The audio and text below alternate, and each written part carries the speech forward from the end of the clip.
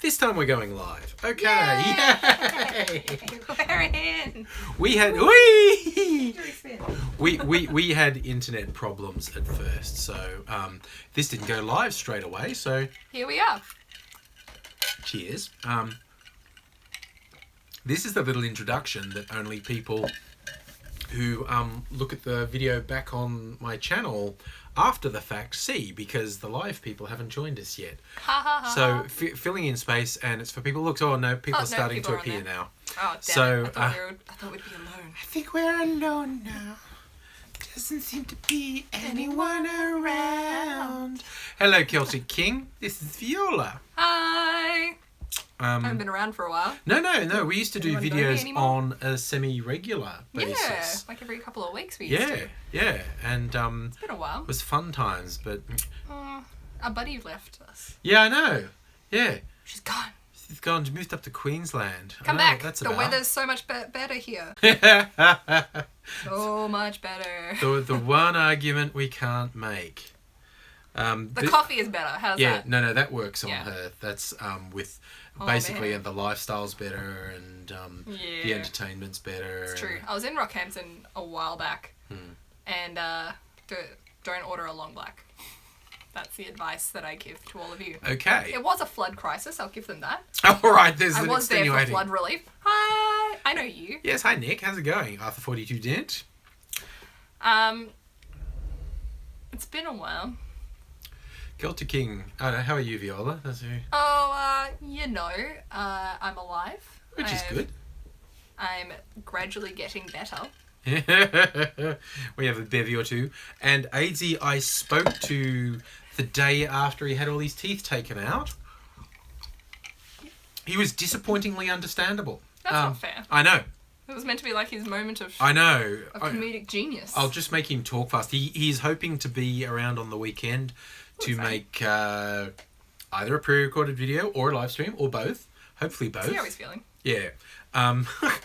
But he was talking slightly slowly and working really hard at enunciation. Oh, bless. Somewhat like me after I'm drunk. So maybe, No, Mr. Officer. no. I'm totally sober. Yeah, Mrs. Angry laughs at the fact that you can tell I'm getting drunk because I don't slur my words. I've been out drinking with you before. Yes. And you like to use the verbal keyboard when you get drunk. It's one thing that I've noticed. He talks into his phone and it types out his tweets for him. Yeah. You don't know how drunk he is. Yeah. At the point where I'm going, I can't focus on the letters on the keys, and it's not coming out right. Go. Let's try the microphone and often. Come back. All right. Come back. We've got. Oh no, we're back. We're back. Okay. Yes. Ooh, flaky internet tonight. I don't know what that's about. Well, I had all those buffering issues when I was trying to watch Yeah. the other day. Yeah. What's with that? I don't know. Fuck you, Telstra. Yeah, exactly. Ugh. We were just complaining just before going live because I'm currently on cable internet because I have Foxtel through Telstra, and I get the fabulous news. They're going to force me onto the NBN. I have no idea what that means because the government fucked up the NBN so much. Yep. And the whole not doing fibre to the premises, but I've got fibre. I've got Not anymore, you don't. fibre optic. I don't know. I was trying to get sense out of the Telstra person on the phone, saying, "Are you literally saying you will rip out the fibre optic cable that's already Oh, here?" no, it gets to live here forever. It's like no sense whatsoever. And I mean, if I don't get fucked NBN, I'll have faster upload speeds than I do now, because the Telstra cable has a really oh yeah, there you go. Peter's saying my first problem was trying to get sense out of Telstra. Yeah, but Telstra have this really out of whack upload download with the cable. Like it's 100 Dude. do it. We're making jokes. You're making jokes. Making jokes without us. Making jokes. But Scene change. scene change. This Starway. Yeah. Gotta love Starway. But now we're closer to the booze. We are. It's all around us. So You know it's gonna be a good night. yeah. So hopefully this will all stabilise, and we're working. Yay! Tendai and little Mikey. So you happy it's working? We're happy it's working. It is ideal. Yeah, look, I'm gonna bring this a little bit closer so I can read a bit better because my old eyes need better. There we go. We're a little bit closer. So I got new glasses and I still can't read the train station signs. Oh no! You know, like the really bright orange LED lights that you get at Melbourne train stations? Yeah. I have no idea when the fucking train's No? coming. Oh. It'll arrive when it arrives. Yeah. I'm gonna do a little bit of rearranging here. I'm gonna move something there. And It's dangerous. There we go.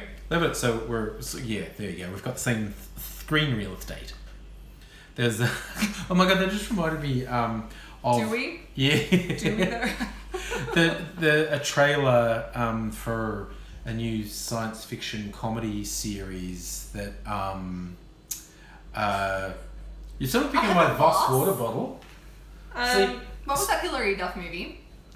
There was a Hilary Duff movie where they have Voss water in it. Yeah, the only reason I got it was on sale and for the reusable bottle, because I mix my beverages in it. That is tea infused vodka in that one. He's an alchemist. Yeah, I'm an alchemist. So an alcoholist. Yeah, an alcoholist. The best sort of alchemist. Yes. Yay. Okay, Peter, we're working. So yeah. We were discussing NBN. Oh yeah, but now because we've moved location and there are less obstructing walls and I'm near a better Wi-Fi spot, and so I think it's going to be fine, and we'll be fine. And plus we're close. If this was a horror stream, someone would come up behind us. I know. Start like staring at us. It was a joke. If you see anyone in the background, let us know.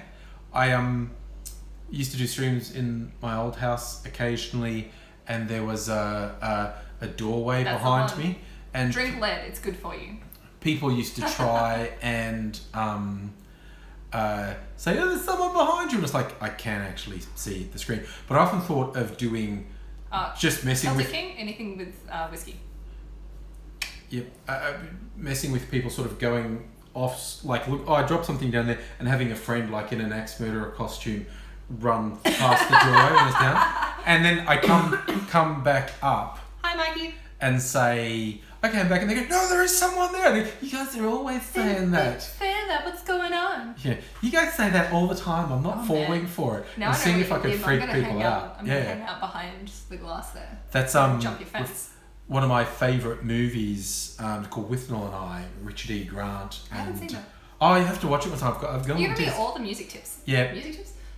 Movie tips. It's one of my all-time favourites, like top 3 movies. It's a comedy set right at the end of 1969, so it's symbolically the end of the 60s as well as literally the end of the 60s. And it's these 2 struggling actors living in London. And Richard E. Grant is just the most misanthropic person in history. Yeah. And he's hilarious at it. And they end up in the country having a getaway, but it's sort of dark and gloomy, and Richard E. Grant, who's a city boy, is not liking it. And he's going like, oh God, I don't want to stay here. And they're in this little cottage, and he's going, look at those windows. Those are the sort of windows faces peer in from. I've definitely had a few moments in my life where I've been like, this is how horror movies start. Yeah. I flew back in from Hawaii, if anyone's been following my Twitter feed. It was Monday by the time I got home, so it would have been Sunday. But I was in Sydney Airport at the Qantas terminal, and it was the very last flight of the night out of that terminal. Oh. So there's just no one. Yeah, I've been there that time too. No one there. Yeah. And it's like, I've seen horror movies start this way. And then I went to the bathroom, and I'm texting with my mum, as you do.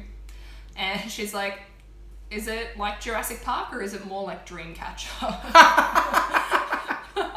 Both have great toilet scenes. If anyone else has watched Dreamcatcher. I watched that way too young. I would have been like 10 when I watched that. The only reason My parents don't believe in rating systems.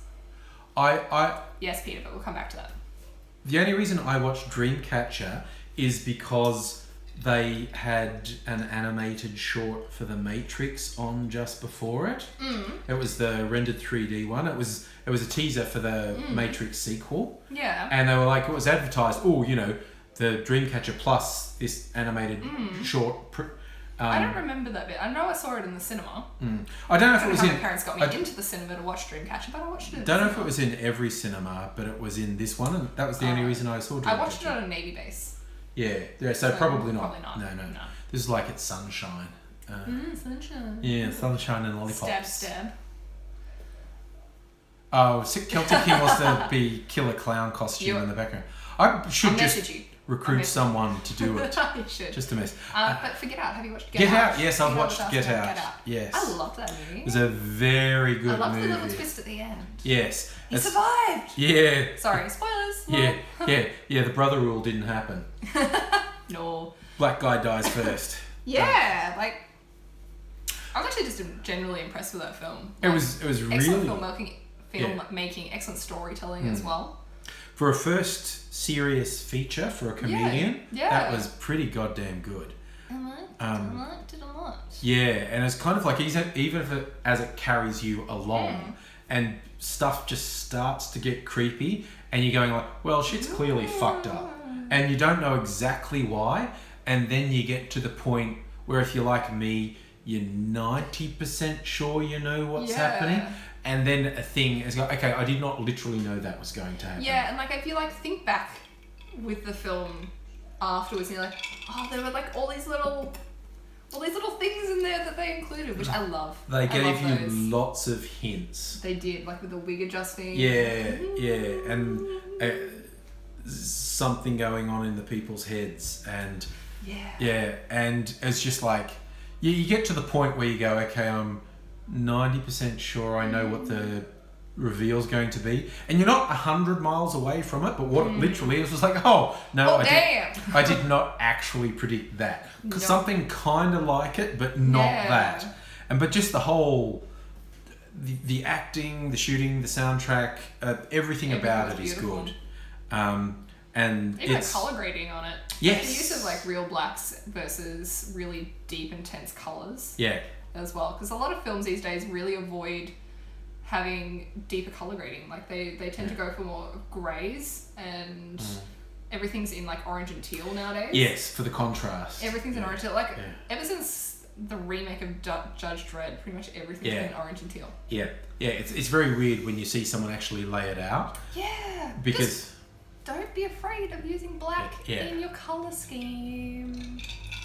But it is pretty weird. But just for making you feel uncomfortable. And there's an obvious allegory in the whole thing, in that black people feel really out of place among white people. Hello, are we too loud? I just want something from the fridge. What do you want? My yogurt. It's in this. Is it in this fridge or that fridge? This one. If you go in that fridge, you won't be in camera. See, this is sharing the household while we do things. Thank you. Teamwork makes the dream work. Mrs. Angry doesn't want to be on camera. That's okay. That's fine. Watching Star Trek, she just wanted her yogurt. They're watching Voyager without me.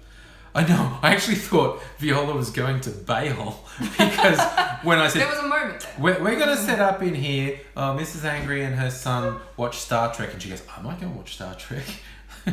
Almost bailed. Voyager is my favourite Star Trek. I don't give a shit what anyone says. Kate Mulgrew is amazing. She's pretty good, and they all have their moments, I think. Oh, it is in the reflection. Yeah. Oh yeah, I could see you in the reflection when you were going in. So yes, you would have seen Mrs. Angry in the reflection if she'd come in. Hey Aussie Brick Chick, how's it going? So yeah, this is the second fridge. This is when we realised 2 adults and 3 kids eat a lot of food. Needed either one big fridge or 2 fridges. And that one's just like Ronald, that has drinks in it, mostly, quite honestly. Good job, little Mikey. Little Mikey watched in hospital. See, I've got 1 million DVDs and Blu-rays in there, and the stupid thing is I've only watched... You get another one! I've only watched half of them. I just buy them when they're on sale. Get the fucking living room now. I'll take over. You go watch Voyager. I'll watch the Voyager. But I've got all these movies and TV series, and so I'm obviously preparing to get really sick at one point, so I'll just be bedbound for a couple of weeks and watch them all. Hold on. I got you, fam. Basically when I see stuff that I like the look of and it's on special, I get it. And, that's how my friend ended up with a copy of the Star Wars Christmas special that totally doesn't exist. But it's also hilarious when you're drunk. Unless they've taken it down again, it is in full on YouTube now. Used to be impossible to find, but I'd be surprised if the Lucas Corporation had it taken down, or Disney now, because they own It's like occasionally someone gets it taken down, then someone else re-uploads it. And so it's like, playing whack-a-mole. I was watching an episode of The Simpsons recently, and they were doing an expose on Krusty, and Krusty's like, I'm just going to start singing the Beatles so you can't post this online. Yes, back when the jokes were funny. Back when humor existed. Yeah. I mean, I watch, occasionally a new episode. How many DVDs do you have, Catherine Hall, if you've been sick and you haven't watched all of your DVDs yet? How did that happen? I've got a couple of 100 hours of stuff I haven't watched. Hi, Mike. Hi, Mike. Really? Yeah. I've got a couple of shelves of books that I haven't read. I have got a decent chunk of books I haven't read. There's so many books that I read in high school that I want to go back and reread, but I hate that they're all highlighted and annotated. I need copies of them all. Yes, DVDs are last decade, but I'm old, so I was alive last decade. Old. And so was Lanky. Yeah. Lanky's actually a friend of mine. Oh, okay, that's cool. Hi, Lanky. Been trying to purge the Christmas special from the face of the world for decades. Yeah, I know, and he succeeded for decades. Once it's on the internet, it's but always now on the internet. it's got there was a hilarious one the other day because I follow Mark Hamill on Twitter because he's pretty funny. Whatever furry Trump sign. All I read was furry and Trump sign. That sounds interesting. Oh, that's Catherine. Catherine doesn't have the patience to watch all the movies we see. There is that. I watched all of Black Mirror when last time I had surgery leave. Haven't watched season 3 yet. This was before season 3 came out. But when you're high on endone, I don't recommend watching Black Mirror because then I had to watch all of it because I was like, how the fuck does this end? Yeah. Yep. The first episode really put me off though. Yeah. Don't open with that. Yeah. I got season 1 and 2 on disc for myself for Christmas, and I haven't watched them yet. I have seen some of them before, but I haven't sat down and watched them all. And I've got to get season 3 as well. I liked the Christmas episode with John Hamm. Yeah, it was the only one I've seen is the Android Star Trek's boyfriend still on one. Stan. Possibly. I think Star Trek's still on Stan. I did watch that episode where 7 of 9 fights The Rock recently. Awesome. Recommend. That is a great episode. Of course, 7 of 9 wins because 7 of course, she's 7 of 9. 7 of 9. God, I remember an interview with Jerry Hall back in the day when she was on it. She's like, and they're asking her like, oh my God, do you ever feel iffy about the leotard they have you in all the time? And she's going, look, everyone wears the leotards and stuff. And everyone's really Jerry Ryan. Yes, I meant Jerry Ryan. I just said Mick Jagger's wife, didn't I? I said Jerry Hall. I didn't even pick that up. And she's saying like everyone on the show's really supportive, but then I know that I'm going to be on camera, so when I'm out, I'm like, maybe I won't have that piece of cheesecake because I've got to go on set on Monday in a skin tight wearing those leotard. full body leotards. It really feels like you're wearing nothing at all. Yeah, well, there's damn you, sexy Flanders. Yeah, damn sexy Flanders. Someone just asked how did we meet on Twitter. Yeah. Twitter. I've met a lot of people on Twitter. Yeah. I'm not afraid to go out and have a coffee with people on Twitter. I've actually met up in person with a bunch of people from Twitter. So I've got really good friends from Twitter as well. Yeah. So I think it's a really excellent platform to meet new people and share ideas. And I think Twitter is fan-fucking-tastic. Yeah, particularly in the early days, I would just follow anyone from Melbourne I found on it. Because it's like, I might find out something interesting that's happening in Melbourne, might meet interesting people. And I've met a bunch of people off Twitter. Probably trying to think of people I purely met from Twitter. Well, because Eva Deliciously Bad, again, I only know from Twitter. Same. I think I met her through Twitter. Possibly. I think you two are my 2 best Twitter buds. I've met other people off Twitter, but the people I've hung out with the most. Gold star. I think you and Deliciously Bad may be my best Twitter buds. Yeah. Because most of the other people I interact with on Twitter who I meet, I actually know through YouTube. So, because I regularly do YouTube meetups. I haven't done a YouTube meetup in forever and ever. Yes, we have to go. Seeing it's winter now, I might do an indoors one at the library next time. Lanky wants to meet you. Oh, that's cool, Lanky. He lives in New South Wales. You'll have to come to Melbourne then. Visit Melbourne. Bring the tiny one. The tiny one. You know who I mean. Could mean so many things. It does. I'm happy to leave it at that. Yeah, no, you should. Be enigmatic. Yes. You know, we were talking about the horror thing before. Have someone at the mirror, the glass. I remember just chatting with a friend online once, and we started with jokes like that, and then. See you in Melbourne soon then. Oh, you got a trucking license, Lanky. Okay. Perth is so fucking far away. Yeah, I've been to Perth once. Also, it is cheaper to travel internationally than it is within Australia. My friend's engagement party, my best friend from high school, so we've been friends for maybe 15 years.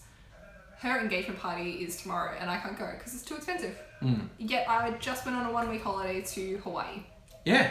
Spur of the moment, I was able to be like, oh yeah, cool, I'll go to Hawaii. That's fine. So much cheaper to go to another country. Hawaii was great. Just FYI, I recommend. If you're going to go though, go for more than 8 days.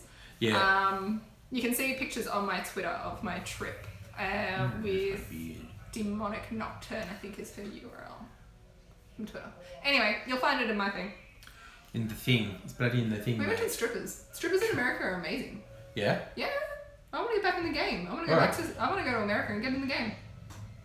I did get taken to a strip club in Las Vegas, and not one of the nice, brightly lit ones on the strip you gotta either. find the seedy ones. I got some locals took me to a seedy one, and by I went jinx. to this one because it had a giant Godzilla in the window. Well, that's the best reason to go in. Godzilla makes everything better. It's really funny. I was there with my ex. It's actually the mother of the young Angries. And My best friend. we were staying with her cousin, her female cousin, and she was all like, the boys were going out to a strip club, so I pay to see a strip of Godzilla. That does sound pretty good. I would. So the cousin's brother, who's obviously also a cousin, but yeah, the female cousin we were staying with, but her brother took the female cousin's fiance and me out to this really seedy strip club. Seedy strip clubs are the best. Yeah, it was the best. And Chaz got robbed by strippers in Poland. Well, there's a story there's a life lesson right there, Chaz. Tweet me that story because I want to know. Yeah. I want to know more. But again, the cousin, she was, she's really sort of, sex positive. Yeah, boys, go out to a boys thing, go to a strip club. And she got weirdly twitchy and jealous when we got back because we were so having fun. And she started saying, like, to her fiance, like, you better not have kissed any of those hoes. And I said, they don't kiss. That's not a thing. I said, I don't know why you're saying that. Don't do that. And she's going, okay then. I went, probably don't want to put your hand on his knee though. So It's true though. make him change pants before you put your hand on his Just knees. put those ones in the laundry. Because that got a bit. They do not muck about with the lap dancers. They don't. I tell you what. I got to touch boobies. I've never been to a strip club where you could touch boobies without tipping. Yeah, the general rule was in part Australia. of Yeah. It was part of the actual dance. She was like grabbed my hand. I was like, Yeah. Boobs. boobs. You Oh, like boobs? she had really lovely skin. Ooh. I wanted to know what her body cream was. Yeah. Like you could tell she was using some sort of body butter. Yeah. Yeah, well, yeah, you do. It's part of you gotta be professional. No, I'll be professional. I haven't shaved my legs in a long time. Putting that out there. Peter feels not drunk enough in Never strip drunk club. enough. Oh my god, you remind me, one of my favourite comedians, a Melbourne comedian called Xavier Kalidas. He's super funny. We've seen him together. Yes, we have, at the local. Yes. Yeah. Yep. He's super funny. Like, whenever he does shows in the comedy festival, they're really worth watching. And he has this one routine where he's talking about... This is not a paid endorsement. No. He talks about how awkward he is in strip clubs, and it's because he doesn't know how to act. But he learned how to react from a Russian acquaintance. See, because this is me in a strip club when the stripper's doing I'm like, how are you? what do you do? You go to uni? And then he goes, and then I went with this Russian dude who just sat there silently with his vodka and just goes, yes. Yes, dance. Yes. And he's just like, oh, that guy was really comfortable in a strip club and he was so not awkward. Mike Hunt. Okay, that's an interesting point. Okay, you think strippers have internalized misogyny. Now, that's the whole thing about saying, like, sex work can't be consensual, porn can't be consensual. There are instances where the person is very badly treated and... You can't deny that happens. There are some really nasty situations. Oh, yeah. But the big problem with saying it as a blanket statement is you're denying agency to those women and men who work in those fields. Who choose to work in that field. So I used to actually be a stripper for a very long time, as I'm sure most people who have watched previous videos on the show that I've been in are aware of. And it was something that I chose to do because it was very convenient for me in my lifestyle. It was also a really great expression of my sexuality. So I've been in really awful relationships in the past where I lost a lot of my agency and I did lose a lot of who I was in terms of my sexuality. And getting into stripping, I'm not going to say that this is the best way to do it for everybody, but getting into the sex industry as an adult worker was one of the best ways that I found to find a really incredible supportive network of sex positive women who were there to support me. And a really great way to rediscover my sexuality post all of those things that happened. So for me, it was a really positive experience and something that I would definitely go back and do given the opportunity. Yeah, and that's another thing Twitter is good for, meeting people with different lifestyles. I do follow a lot of particularly Australian sex work. I've started pole dancing as a sport again, and let me tell you, I have no core strength anymore. Oh Lord, oh Jesus, my abs! I did a 2-hour pole class yesterday. I'm surprised I can walk. I like the idea, Peter, that the only reason you're not pole dancing is you don't have the core strength. Just do it anyway. You're bang up for it. Do it. Like, I've noticed a marked improvement in my physical strength just in the last couple of months that I've been doing it again. Friend was a stripper. She's Persian. Had a horrible time. I ended up on crack. Yeah, okay. And that's a legitimately bad thing. Yeah, people... But this also happens in the retail industry. It also happens in the banking industry. It happens everywhere, not just in sex work. This is the thing I always said. People who are mono-focused on... This person did just say that this person's now an incredibly strong person. Which is great. Yeah. Good for them. Yeah.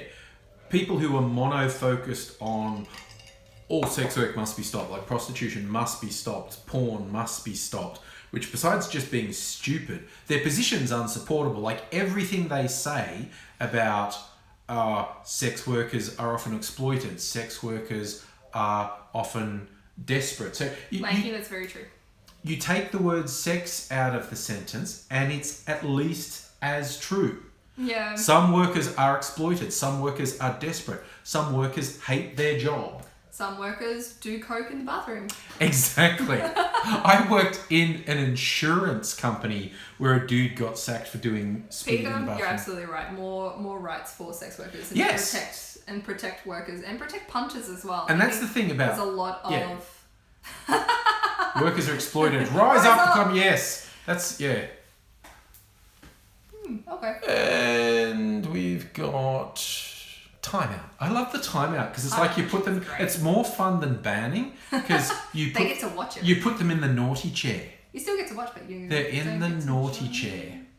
Yeah. So, we're having an online conversation with our friend Eva, Deliciously Bad, because she was upset about J.K. Rowling saying, stop calling women whores, women aren't awful. And Eva saying, whores aren't awful. Yeah. Stop saying someone who does sex work is automatically... sex workers under the bus to support your cause. Yeah. So it was a very interesting conversation, and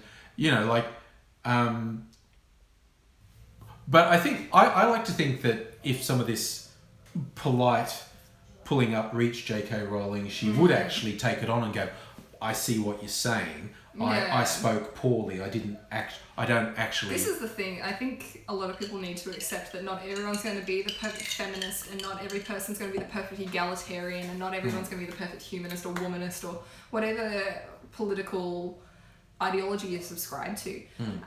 We need to unlearn internalized misogyny. We need to unlearn patriarchal ideals, because they are a massive part of our society, as well as Eurocentric ideals as well. Like the idea of the Eurocentric standard of beauty. Yes. Is something that we need to unlearn. And as long as people are willing to unlearn certain cultural, I guess, what's the word I'm looking for? Preconceptions? Yeah. As long as you're willing to unlearn these behaviours, then we are going to... We're only going to get better as a society, essentially. We're going to be more accepting of all people within our society. More people are going to get rights. More people are going to be protected.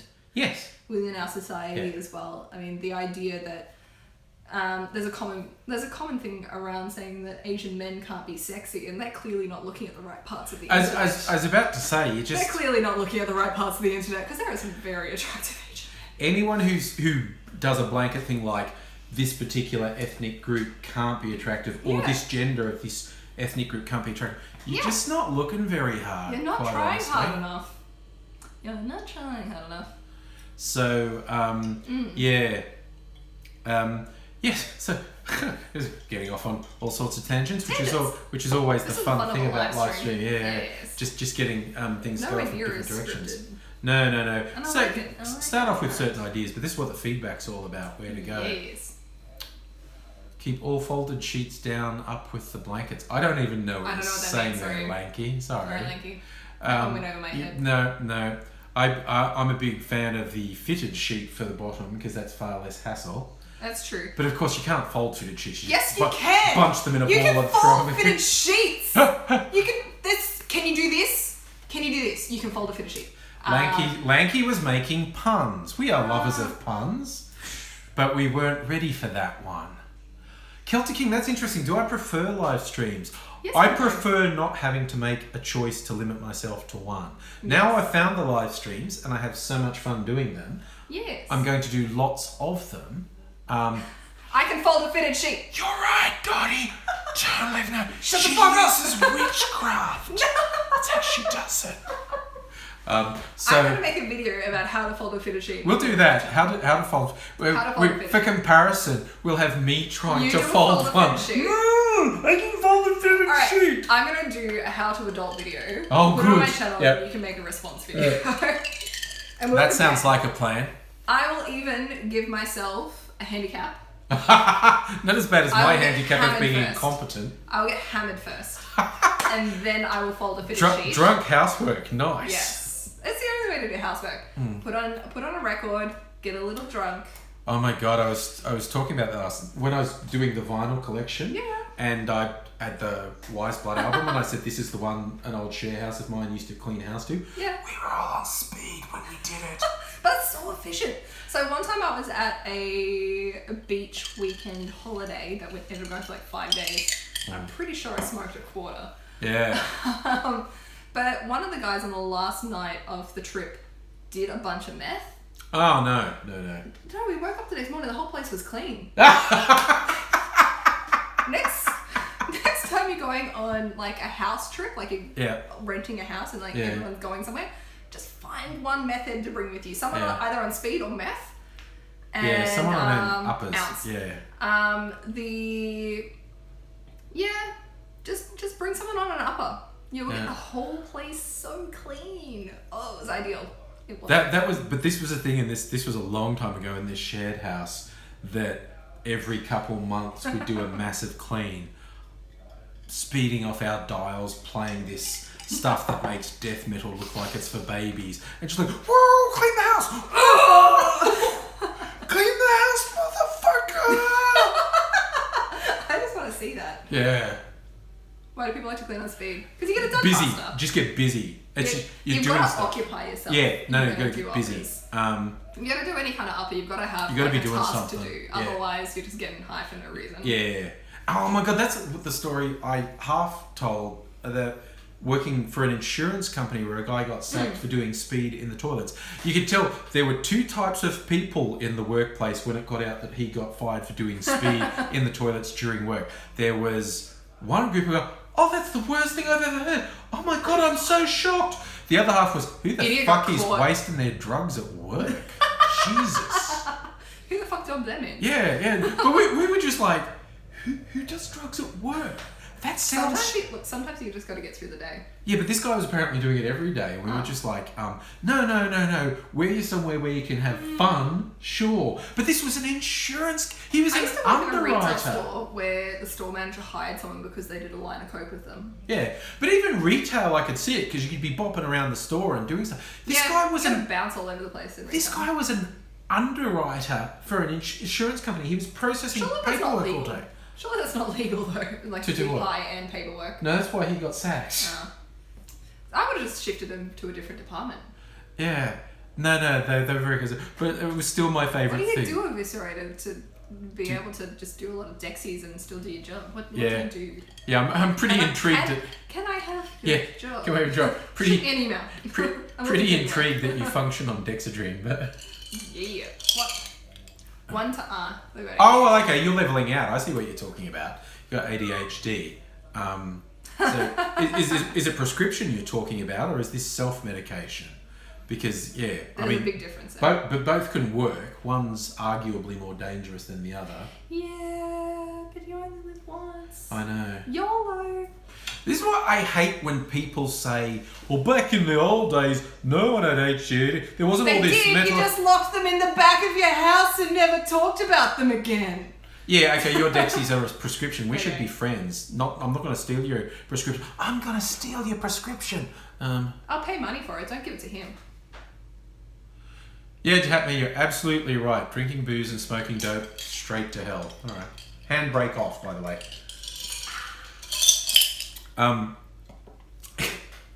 It was like, no, mental illness was always there. Depression was always there. Men particularly masked it with alcohol. They did, and they beat their wives. Yeah, and the wives were getting prescription drugs from doctors to just zone out all I call it day. the midlife crisis special. It's a Valium and a glass of wine. Yeah. Sometimes I like to have the midlife crisis special. The joke I didn't get at first time I saw the movie Hairspray with Divine, yeah. where she's taking in laundry to pay, and she's in the thing and she's saying to her daughter who's bugging her like, get out of my hair, I've got 10 baskets of ironing to do and my diet pills are starting to wear off. Yeah. First time I watched it I was like, what's diet pills got to do with it? And I found out diet pills is amphetamines. Yeah. She got prescription amphetamines. Yeah. Vaccines. Yes. Lol. No, Aussie Brickchick, again, the same thing saying no one had autism. Again, it was either you were at an extreme end of the spectrum and you were fucking institutionalized, or you were Locked you in a cupboard. you were high functioning, but you just struggled through life. And self-medication was what usually happened. Yeah. Alcohol and drugs are all bad behavior, Yeah. and you just went undiagnosed and you had no help your whole life. And then they've slowly deteriorated and destroyed the mental health care system in the country. So now that people who need mental health issues and mental health help are now in the prison system, and actual criminals are in the mental health system, and it's just completely switched around. Peter, were you saying I that... didn't read it. I got half. I think you were blaming Labor for piss testing welfare recipients. They don't have the numbers to block the Libs, do they? The Libs are talking about piss testing welfare recipients, which has been done in the US. Lego and is amazing. has been proven to be a complete waste of time.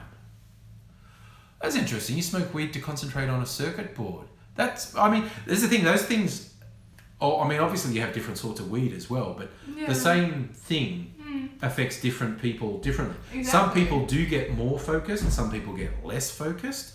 For some people with chronic pain, weed can help with chronic pain. For some people, it actually makes pain worse. Yeah, because you feel differently. Yeah. Different people react to different things differently as well. Labour voted against it. What the fuck? I'd have to look into that, Peter, because I haven't read any of that, unfortunately. as far as I know, Send links. Labor doesn't have the numbers to stop anything anyway. But Anthony, you're right, and that person has been absolutely had their discredited. medical license revoked as well. The guy who promoted the autism vaccine thing. I refuse to use his name because I just don't want to give them any more. It's not that he was wrong. It was that he deliberately lied. He deliberately faked the deal. Yeah, that was the big issue. And that's why he's persona non grata these days. I like that Aussie Brick Chick said caffeine makes her tired. You're not the only person I know who's said that. It's like it overclocks your system and puts you straight into tired. Yeah, one time I stopped using caffeine and sugar cold turkey. Whoa! Then you get. You remember me back in the day? Yeah. When I pretty much lived on caffeine and sugar. Yeah, I was only sleeping for about 2 hours a day back when we first met. Yeah. Because I was working 2 jobs in addition to all my social media as well. And I stopped cold turkey and I was hallucinating. Yeah. And I ended up in hospital and they were like rushing me in and they're like, shit, what's she coming down from? And they're like getting methadone ready. Yeah. And I'm like, candy. Yeah. I'm like, I don't need to be here. Just give me some gummy bears. And I'm like, Give me some gummy bears and I'll be my fine. friends were all freaking out because I was having this cold sweats and hallucinating. I'm like, I don't need to be here. I don't need to be here. Just give me some gummy bears. I'll go home. The best you get from that sort of withdrawal is really severe flu-like symptoms. I remember way back in my youth when I was living in Sydney, and a mate who was a stockbroker worked on the futures floor, and he talked about how they have like 7 double espressos by 10 a.m. and because they were just going non-stop all day, and at a certain point, I'm not sure if a doctor told him it was a really severe health risk or he just realised it was, and he stopped, and he was out of action for a fortnight. Like he was, he just crashed with, it looked like he had a really bad flu. It was the cold sweats and the shaking and feeling like death. He was out of action for 2 weeks. Sugar withdrawal, violent. Yeah, punch a hole in the wall on sugar. That's the thing, sugar affects your mood so much. It does, and like it's so fucking bad for you. The amount of refined sugar in our diet is quite bad. And it's so addictive and hard to... It is incredibly addictive. It is so incredibly addictive. Why? I always love the, again, old episode of The Simpsons when Bart's with the Flanders kids and he Iron says, helps us play. yeah, here, have a pixie stick. And he goes, Oh yeah. we're not allowed to have sugar. And he goes, oh, there's no sugar in a pixie stick, which is just pure sugar. It's just sugar. And they take a hit of it and then they start Give me that more. beating each other up to get another hit of it. I remember that episode. Yeah. It's just such a good line. There's no sugar in pixie Pixie sticks. It's 100% sugar. Yeah, it's just powdered sugar. It's just sugar. I don't like actual pixie stick brand pixie sticks Okay. because they come in a paper tube. Saying cannabis comes... See, I've never done cannabis. I don't smoke anything. I think I've tried edibles once or twice, but they're not very common in Australia. So I've never done cannabis in any serious way, so I don't know. I've never done a bucket bong, but I have smoked a lot of cannabis. I've had friends do bucket bombs. I've never done a bucket bong, and I feel like I'm kind of letting down the team because I was living in share houses for a long time, and I don't know if you've ever read He Died with a Falafel in His Hand. I've seen the movie. I haven't watched it. I've read the graphic novel, so Yes. there's a novel and then there's a graphic novel and the movie as well. And yeah, the desire to do a bucket is strong. Yes. Someone's doing a Jahatma. bucket bomb. All right, no. Jahatma's excited about John Birmingham. Okay, who wrote He Died with a Falafel in His Hand. Yes. I like the movie because it had like Noah Taylor in it, and I always thought he's pretty good. You keep asking if I've read John Birmingham and never say I haven't. Viola has read John Birmingham. Technically impossible to become addicted to cannabis. I don't know. I think it's possible to become addicted to a lot of different things. I haven't read any studies to either refute or support the claim that cannabis is non-addictive. But you can become addicted to endorphins. You can become addicted to It can it can dominate your life, whether you're technically addicted to it. I mean, everyone knows someone who smokes too much weed. Everyone knows a fuck up who, even when they're not stoned, appears to be stoned. And it's just like, and yeah, in my various I've shared houses with people who've had a psychotic break from amphetamine abuse, just gone into full-on amphetamine psychosis. Oh man, I've seen someone who did way too much acid and was clearly permanently damaged from it. That's a shame. Yeah, and don't ever double drop. Yeah, and I've seen. It's not worth it. I've been around. I was lived in one shared house where I ended up being the only one not using heroin. That's not ideal. No. So yeah, I got out of that scene. So yeah, the term addictive can be very subjective. Like, I get so fucking frustrated when someone, are you addicted to your electronic device? No, you fucking munter. That's not possible.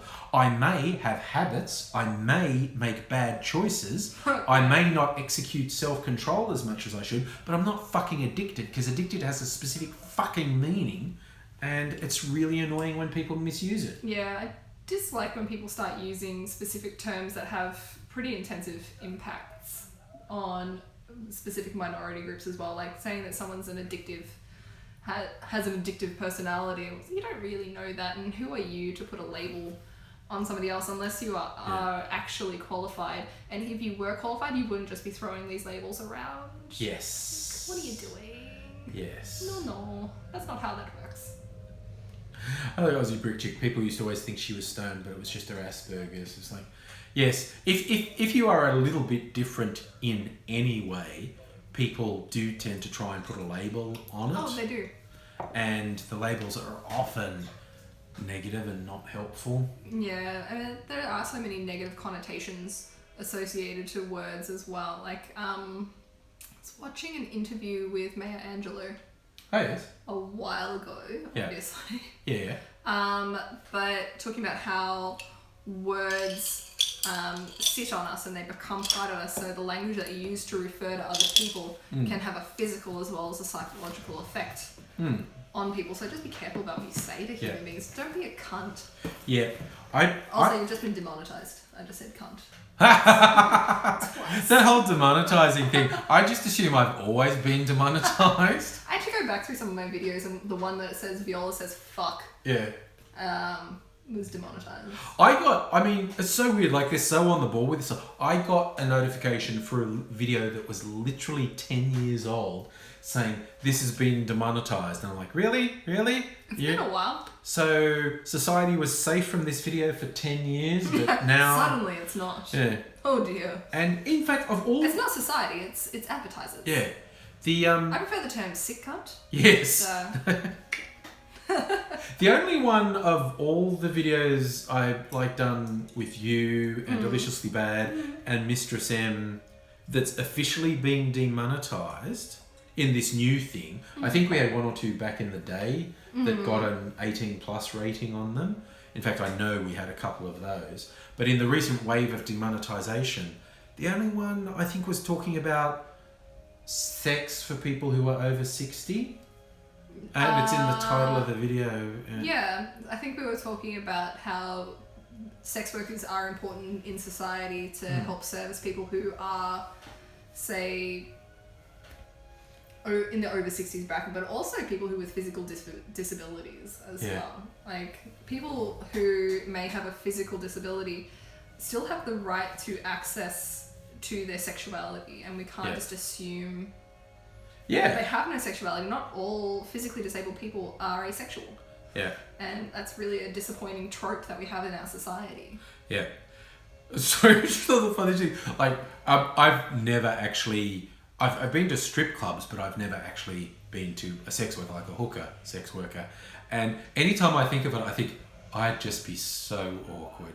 I don't know why, because I'm not generally awkward about sex. But even like I've got lots of friends on Twitter who are sex workers, and they'll often put things like, they'll post a picture with another worker, their friend, with like, book the two of us in a double. And I'm going, sounds hot. And I go, yeah. Then I'm going to stand there going, you two should kiss. There's 4 boobies. Yeah, you two should kiss now. Now kiss. Now kiss. I would be so fucking awkward. It would be pathetic. Oh, God.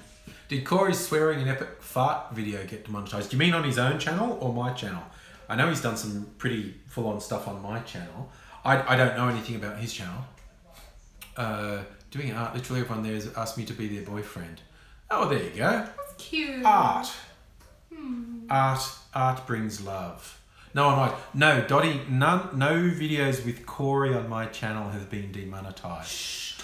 But again, it's distinctly possible that one or two of them, even back in the day, got the 18 plus rating. I can't keep, like, seriously, I've got like 3,000 videos all up on YouTube on different channels. I can't keep, every now and then someone will go, I just watched your video from 8 years ago and it was still funny you said that. And I went, word for word. I don't know. Awesome. I have no idea what I said. And there'll be a comment on a video and it's like a 15-minute video and they would go, how dare you say bleh? And I went, did I say that? Timestamp. It's your video, you should know. And I went, it's like 8 years old and I'm not going to watch 15 minutes to find the one thing that upset you. And still don't care. Yeah, exactly. Even if I found it, I still don't Oh my God, it's my fave thing with people that expect me to toady to them and be really sort of, oh no, you must love me. And I go, that's cool, you don't like me, that's fine. Okay, bye. Yeah, bye.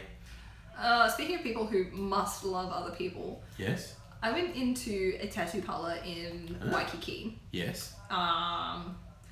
And there was this body piercer there, and it still infuriates me. It's been like nearly a week now. Yes, you're still angry. And I'm still pissed off at how rude this person was because I wouldn't suck his like proverbial dick. Oh. Because he was like, you're not buying the right kinds of jewellery and that's why you're having allergic reactions. Well, no, actually, I've been to an allergist and my allergist said this. So go fuck yourself. Bye. Yeah. I'm still furious. Like, I really hate the idea of having to justify myself and my medical needs to other people. It's none of your fucking business. Yeah. Some people... if you were nice to me, I probably would have told you. But now you're just a cunt. But you're being a dick, so we're not going to do that. You're being a dick. Oh, yeah. Musical aviator, yeah. The whole thing of people saying, like, I'm confronted that you did that. And I went, well, don't watch my videos then. Don't watch it.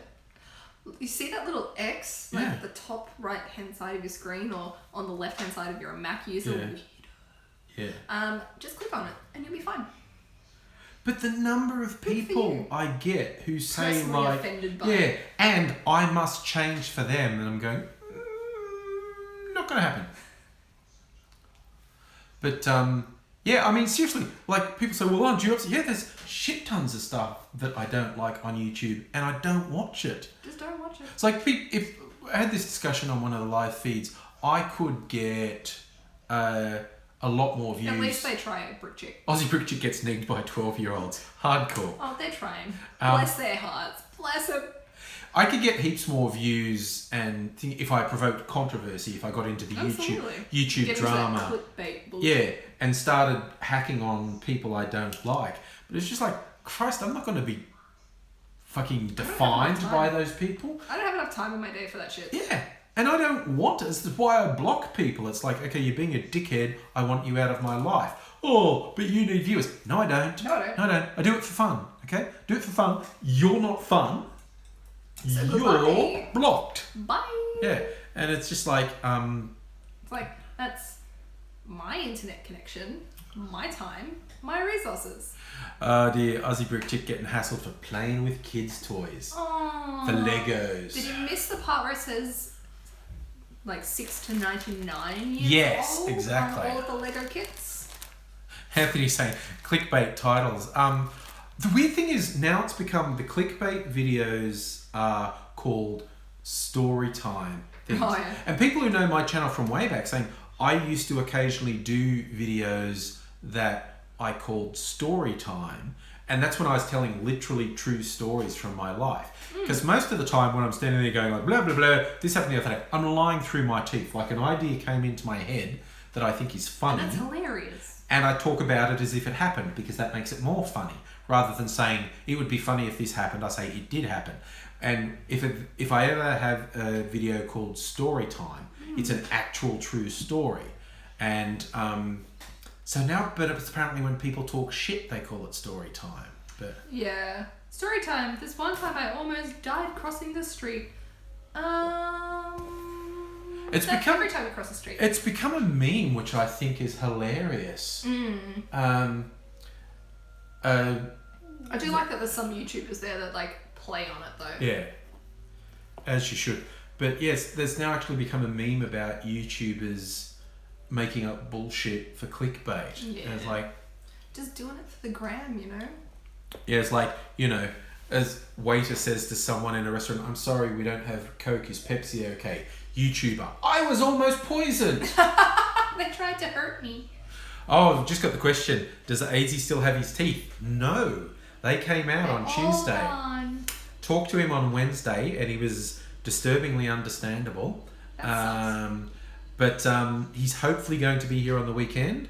So, Fingers crossed he's up for a bit. yeah, maybe shoot a pre-recorded video, maybe do a live stream, both. Yeah, that's the big thing. I almost died. I did do videos on that. God, maybe I should redo it. Do it. For the clickbait, I almost died because, I mean, obviously there are heaps of things in a normal person's life where if it was slightly different, you could have died. Particularly things with traffic. Because you could be killed in a bloody microsecond in traffic. God, Philosopher remembers the Reply Girls. That was when you used to do response videos. There was an actual reply thing. There was a real trend of, hot chicks in bikinis or underwear or whatever, saying they're doing a response to a big YouTuber's thing, but they were really just selling something like for a website, and it was just clickbait. I think I know that. It was the combination of doing a reply to a famous YouTuber and being like a hot chick in a bikini or lingerie or something. I'm a hot The chick in Reply a bikini. Girls. You are. So, Oh yeah. see? Thumbs up. I did just spend a lot of time in a hot tub. Hot tub time machine. So, we were having this conversation earlier. This house, a new house, I've been here almost 3 months now. My bedroom has an ensuite that actually has a jacuzzi in it. Be right And back. I had this idea that I would make videos in it. Like I'd put bubble bath in it and so the bubbles are up here, and I would just like have my cocktail in hand going, hello plebeians, how are you today? And I might still do it, so yeah. Do it. 10 out of 10 would See, watch. now we're all worried that we sound old because we're saying, I remember the old days on YouTube. It's been around for like 12 years. And That's a long time in internet times. And I've been doing it for 11 years. And that's the thing, a lot of the big YouTubers who've been around for ages, like they started when they were in their mid-teens. They were 15, 16, 17. It's true. And now they're Like mid-20s. Miles Chronicles. Yeah. Yeah. They started when they were, I think, 13, 14 years old. Yeah. But even like the very big ones, people like Smosh and Niga Higa and whatnot, they started, they were only teenagers and now they're like mid-20s. And that's a big difference. And yeah, so many actually. I had a little bit of a blast of the past the other day. I've been watching Sorted Food Channel. I'm addicted to recipe videos. Okay. I really like recipe videos. And Dave Days was on one. Speaking of blast from the past. Yeah, blast from the past, Dave Days. And Dan is not on fire has changed his handle now to like grow his channel with him emotionally. Yes, He's now yes. Daniel. Oh yeah, Something. because once YouTube allowed you to actually change your screen name without losing your channel, a lot of people did that. But now all these people who've been making videos for 10 years have to go back and change all of the links in all of their bios. Yeah. Because they've changed the URLs for all of their social media. Yeah. They've got literally thousands of videos to have to go back through I can't be and bothered. update. All my old videos have wrong URLs and wrong phone numbers and whatnots. Too bad, so sad. Yeah. Well, my favourite thing about the old videos is because the format of the site has changed so many times. People will be, click the stars, 5 stars, which doesn't exist. Or they'll talk about the info box to the left. Yes. And now it's down there. Yeah. And it's so funny. Don't forget to look in the description. Yeah. And they'll do stuff about annotations, which aren't there anymore. Oh, just click on my face to get to the next thing. And it's not there anymore. The live annotation is gone. That's when you know it's an old video when they refer to something that's simply not there. Yeah, it's good. It's pretty good. You know. Good They're like, times. hey, click it to see it in widescreen. Woo! Woo! I don't know. Annotations had a lot of positives.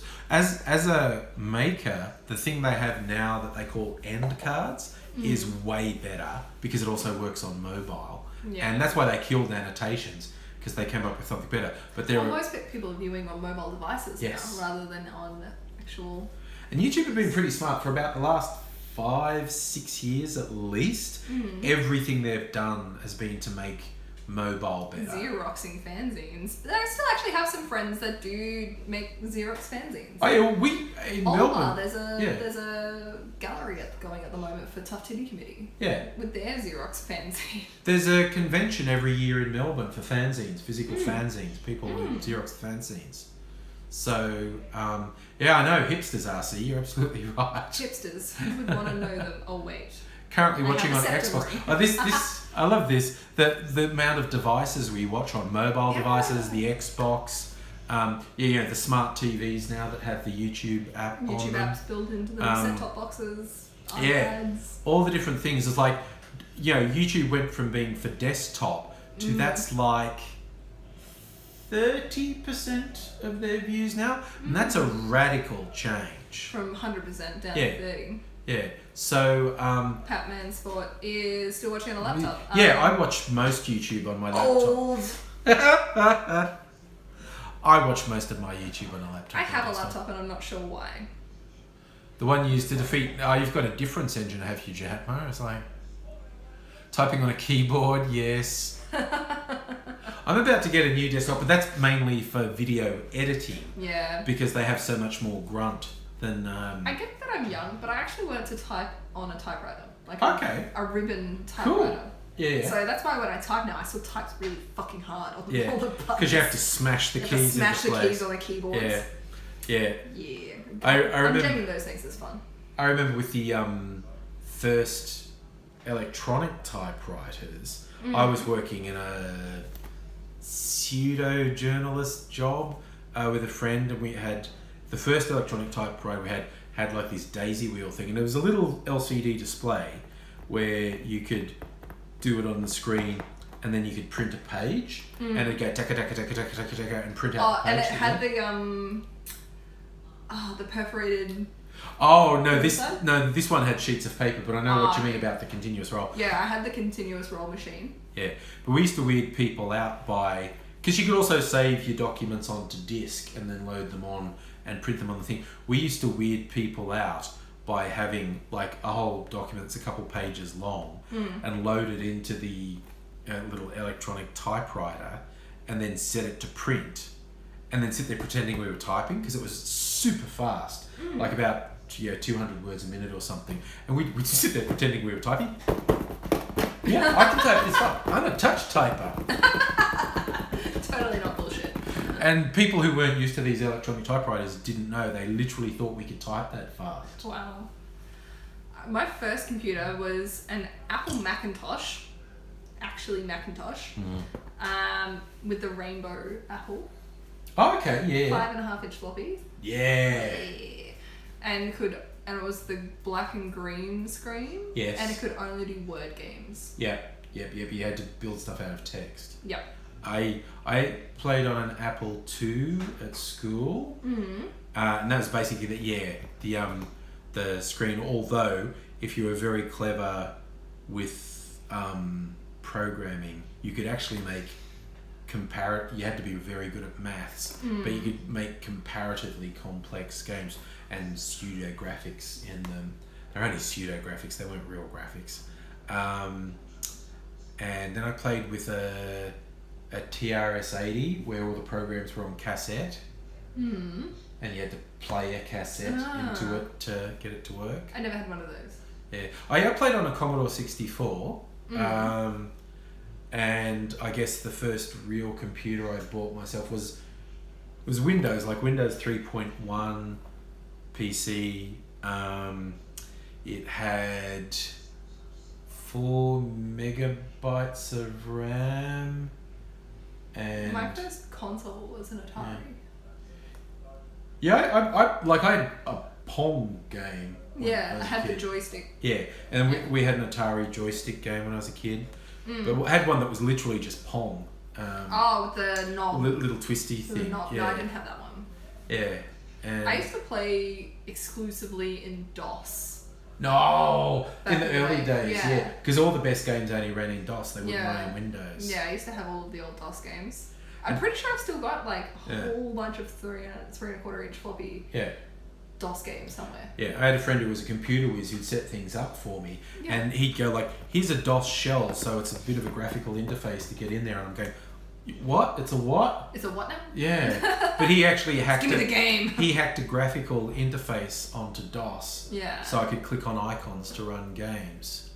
I liked, I think, what was my favourite DOS game? Hugo's Whodunit Okay. and Where in the World is Carmen San Diego. Oh, that was a pioneering one. Oh yeah, Day of the And- Tentacle. That was a big one. What else did I have? I was very, very young in the 90s, just Yeah, putting that out there. just putting it out there. But I used to play like Maths Blaster. I remember Math Blaster. And Worms Blaster. Yeah. I wasn't very good at Maths Blaster because I still suck at maths. Worms Blaster though. Oh, Commander Keen! Yes. I actually tried to cosplay Commander Keen Yeah. a few years ago. I was Yeah. going to get a pogo stick and everything. Nice. But then I realised I would probably kill myself. I I almost died! almost died. Just make that the video title. Oh, you've got a working 386. Holy My first computer was a 386 Boot discs. that Bane of my existence. got upgraded to a 486 because the first Pentium had just come out. So the pre-Pentium ones got marked down. Cost me a mere $2,000, I think. I Conker's played Bad Conkers, Fur Day. yeah. That's a N64 game, isn't it? It was on N64. I also played Wolfenstein 3D Yeah. back in the day. I remember my Doom. first... Yeah, my first online game I played was Doom, this same Computer Mine Genius was guy. Unreal Tournament. Okay. Unreal Tournament was my first online game. Yeah, we literally just played over a phone line. We weren't technically on the internet. We Yeah. were calling each other's computer and playing Doom death matches down Yeah. the phone line. I didn't get my parents refused to get the internet until I was in year 11 at home. So we never had the internet connection in my house until like it was absolutely necessary. So we all used to just play in the school library. Yeah. So we were kind of limited for what games we could play. So Unreal Tournament was mine. My uncle, however, had the first dial-up connection in our town. Nice. Yeah, in our town, that dial-up life. Yeah. What did we used to play on that? There was that Crypt Keeper game. Yes, I remember Crypt Keeper. Yeah. We used to play that. I got internet comparatively early. I had friends at uni who had access to the internet. And one of the first commercial ISPs in Australia, one of the first independent commercial ISPs, they're actually still around, TPG. I had TPG. That was my first Yeah. ISP, TPG. They were one of the first independent ISPs. That was my first dial-up. Yeah, because before that it was all just Telstra Optus doing it. Yeah. And so I was at some computer market and got convinced to sign up, so I signed up with TPG. I have no fucking idea if TPG is any good now. I'm just Been a saying. long time since I've been on I've TPG. been young, olden days. They were my first ISP. What did they break? Your internet, I assume you're saying. She broke your internet or a computer game? My mum threw away the Atari. Oh, that She couldn't sucks. stand the fights over it because I've got two siblings. Oh yeah, no, I can understand and that. only two controllers. And Yeah. one day my mum was like, I can't take it anymore! Ah! We used to break the Nintendo controllers all the time because they were those shitty joysticks, and we were wrenching them, trying to turn and rip the thing right out. And That's when we all got Game Boys. yeah, Keep us all quiet. Yeah. It's a Game Boy. yeah. I had a Game Boy, one of the original clunky ones. I didn't have that one, but I had Game Boy Color and Yeah. Game Boy Pocket. Yeah, And then I had a 3DS and a DS Lite. yeah, I've still got my 3DS. yeah. I've been playing Ocarina of Time recently. Yeah, my kids have got a couple generations of 3DSs.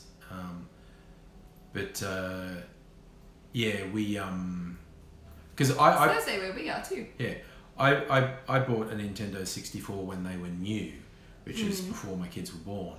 And then when they were little, they used to like watching play because it was all colourful and whatnot. And then they eventually learned that they could do things on it, and they got into it. It was kind of fascinating to watch a toddler with a Nintendo 64. Just figuring it out. Yeah. Oh, my daughter, the one time she spaced me and her mum out big time because she would watch us play and then we'd give the control. And at first, she just got fascinated that she just moved the joystick, the colours changed on the screen, and that's all she wanted. It was like moving round and round. That's what but she eventually worked out it was a game, and she worked out how to do it. How to play it. So she's like 3-4 years old and is doing this.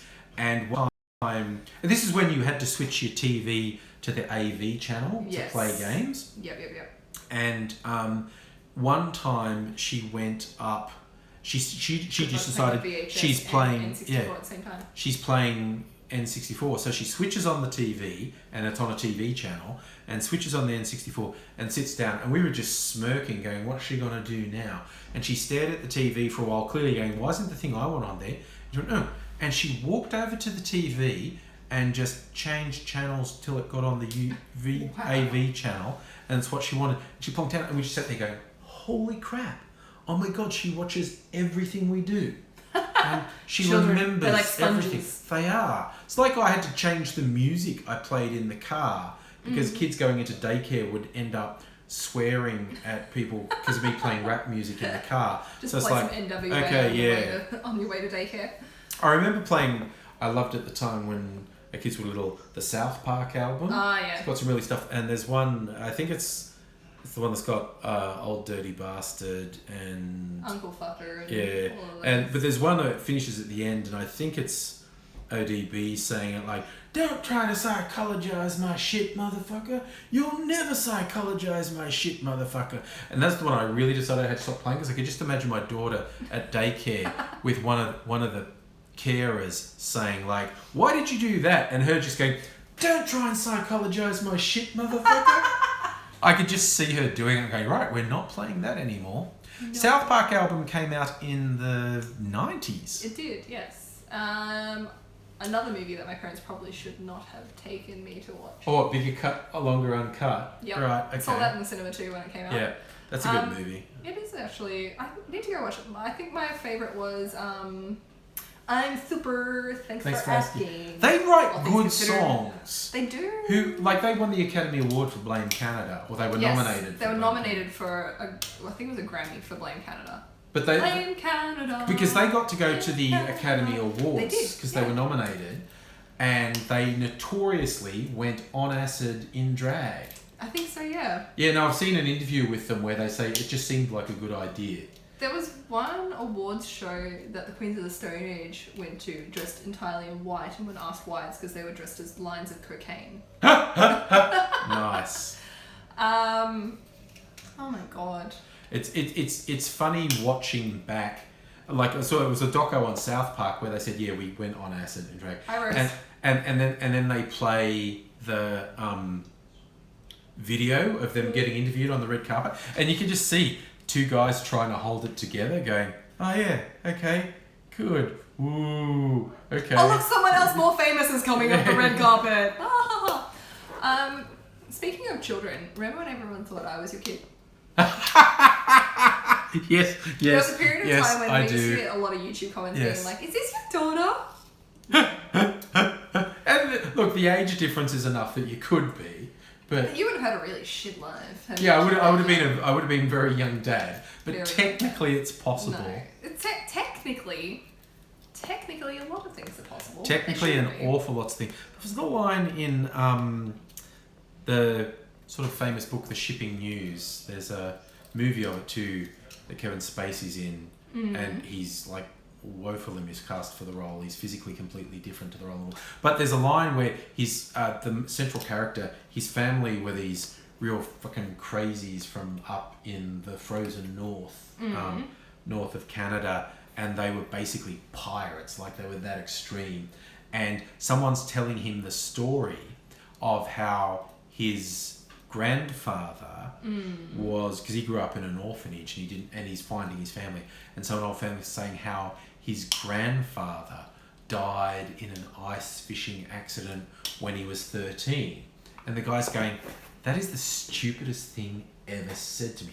It was my grandfather. How could he have died at 13? That's stupid. And it takes him a while to process. My grandfather was a dad when he was 11 or 12 and died at 13. So it's Possible though. yeah, it's possible, but unlikely. But it was such a good line because someone's saying your grandfather died when he was 13, and he's just looking at them like they're a moron. Ding, ding, ding, Yeah. ding, ding, ding. They were that type of crazy fringe people. And Where your grandfather's also your cousin. I'm my own grandpa. Oh yeah, that song. I'm my own grandpa, which is like the Australian-made sci-fi film Predestination. I don't think I've seen that. It's good. It's the same guys did a vampire one called Daybreakers. I've seen that. Sam Neill's in it, and Yeah, no, I've seen that. A friend of mine was in it, so we went and watched it. what's his name? Who they must like because he's the lead in both films. The guy from Before Sunrise. Braden go blank. What's his name? Actor. I thought you said Braden go blank. No, Braden goes blank too, but it was my brain. Chad Morgan. Chad Morgan Are was they a the legend. screenwriter or the? No. don't know He's an act. Ethan Hawke. Thank you, Catherine. I knew someone would know. Ethan Hawke. Ethan Hawke's the lead in Daybreakers and I know that guy, in Predestination. Predestination's a time travel movie, and it's about you know how time travel has inherent contradictions. Well, they push it to the most extreme contradiction you could possibly get with time travel, but it all makes they build a logic around it. Go, because of event A, B, C, D, E, F, G, this happened, and you go, not actually possible, but you did actually put all the pieces in place that led there. Okay, Less good. than for trying. So, it's a good movie if you ever get the chance to see it. Predestination. Yes, I did, Catherine. I'm a bit repetitive. I talked about Predestination the other week. Didn't talk about Daybreakers, Unsubscribe. which is a pretty good vampire movie. I don't like vampires. Because the vampires actually run the world in Daybreakers. The last remaining humans are in hiding, and the vampires seen it, yeah. have I've seen human farms where they drain all the blood. And Yeah. one Sam Neill and someone else. Yeah, Sam Neill's the head vampire. Sam Neill is great though. He is very good. I'll watch anything with Sam Neill in it.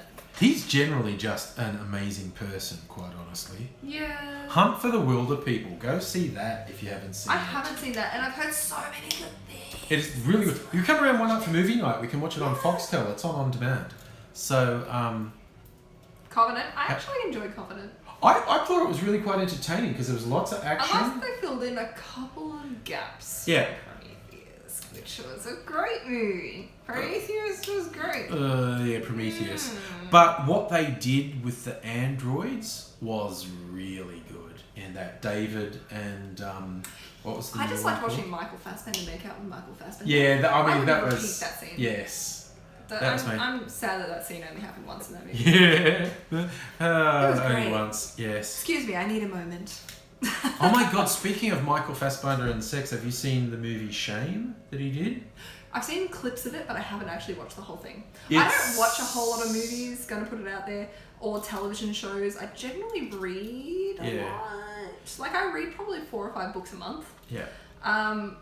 But yeah, Yeah. I've seen clips. Yeah, it's interesting. It's not an absolutely legendary film, but because it gets really twisted, because like he's a sex addict and he makes bad choices, and then his sister comes to stay with him, who's messed up in her own ways, and it's like, okay, how messed up is this gonna get?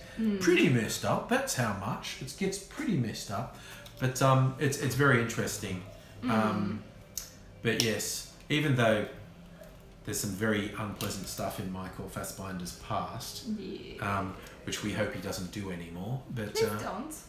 so yeah, what's Viola's YouTube channel? So it's Viola the human, but I haven't posted anything. No, but we're going to now because we're neighbours now. We're gonna make each other post we're gonna do videos. things now. Also, I did challenge you to folding fitted sheets. Yes, So- well, that's already set.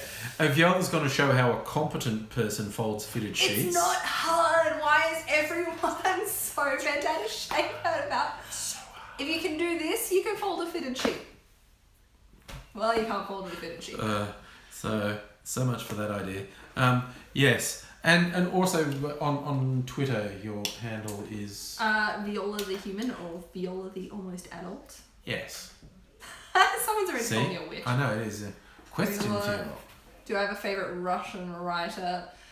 Can I be really, really, really basic and just say that I like Tolstoy? Because I actually read War and Peace when I was 14. Okay. The whole thing. Yeah. In French. Ho ho! Ooh. And I don't know French, but Okay. I figured it out. Nice. It was a challenge. I Spite read that book. Spite is an incredible motivator. But yes, I've read War and Peace. You're still in the first half. That's a lot of books though. Even halfway is a lot of books. It's an incredibly long... So I have to confess, I don't think I've read any of the Russian authors. Really? I don't think Recommend. so. I do like the Russian imperial writing, like Yeah. that whole period of time. Russian Post-Molotov. playwrights I've done, Chekhov, and I also used to play classical music, so I played a lot of like Stravinsky and a lot of neoclassical composers did come out of Russia. yeah. I've read some Russian science fiction, but not the classics. Read some classics. I love Okay. classic literature.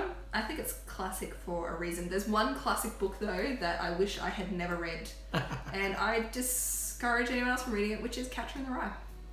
Okay, I I've not think read it is Catcher a in the Rye. pile of shit. Yeah. Okay. Like it's really not good. What have I read from that period in American literature? East of Eden. I generally love American classic literature. Like Yeah. I liked The Quiet American. Yeah. Like, have I been to Russia? No, but I would love to go to Russia one day. I read I that. do a lot of traveling. I read that comment as a second for. Have you been to Russian vodka? Yes, just recently. to Russian vodka. Ah. I missed Joseph Conrad taught you boats aren't fun. Okay. I think I've read some Joseph Conrad. Trying to remember what. I've read Conrad. So many books, it's hard to keep track of what I've To read. Kill a Mockingbird is actually my favourite book of all time. Is it? Yeah, and a friend gave it. I I read don't it think once I've a read- year. Okay. But a friend of mine recently gave me a first edition copy of it because I Nice. was such a fan. They found me a Nice. copy and gave it to me Nice. as a gift. Oh, that's it. Heart and of Darkness. Yes, I did read Heart of Darkness. Yes. Yeah. So To Kill a Mockingbird. Actually, that's one of my tattoos coming up. Is a passage from To Kill a Oh, Mockingbird. nice. Okay. It's to match my other rib. Yes. My favourite was always Lord of the Rings. I used to read. Don't read it, once a philosopher. year. Just don't do it. It's bullshit. Catcher in the Rye. You haven't read it. Straight no. up bullshit. What countries have I been to?